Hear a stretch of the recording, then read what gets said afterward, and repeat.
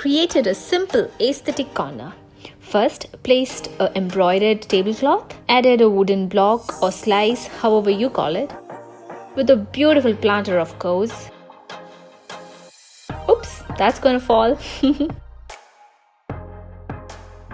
Played around with a vase.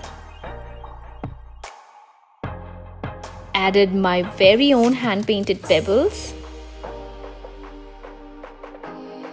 I love tiny things. Adding a tiny giraffe, hand-painted of course. Lastly, scented candles.